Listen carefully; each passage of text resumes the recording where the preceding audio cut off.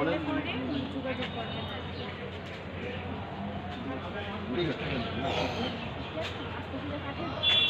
Register করছে।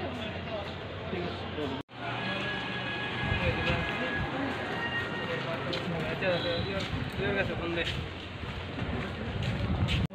না না ঠিক আছে।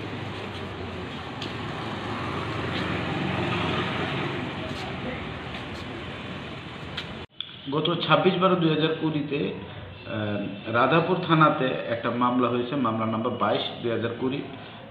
মামলাটা হলো যে ওই দিন সকালবেলা রাধাপুর থানার ওসি কমল কৃষ্ণ সিনহা একটা টেলিফোনিক ইনফরমেশন পাইছে যে এখানে একটা ইনজিউর্ড পারসন পড়ে আছে রাস্তার কিনারে। জায়গাটা হলো রামকৃষ্ণপাড়া, কুমলুং বেলবাড়ি রোডের পাশে। তো অ্যাকর্ডিংলি উনি গেছেন এবং এই ইনজুর্ড পারসনকে হসপিটালে দিয়েছেন, শিফট করেছেন।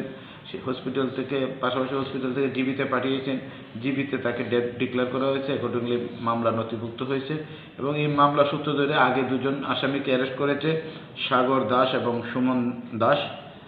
একই মামলাতে আজকে এবং সাগর দাস এবং সুমন দাস এখন পুলিশ রিমান্ডে আছেন এবং তাদের ইন্টারোগেশনের পরে প্রদীপ দেববর্মা নামে একজন আসামির নাম এসছে এবং ওনাকে আজকে পুলিশ অ্যারেস্ট করে ওকে আজকে আদালতে প্রডিউস করেছেন উইথ 6 days পুলিশ রিমান্ড।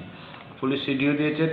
আমরা আদালতের কাছে 6 দিনের পুলিশ রিমান্ডের জন্য দাবি করেছি এবং এই পুলিশ রিমান্ডের যে যুক্তি আমরা আদালতের সামনে উপস্থাপন করেছি।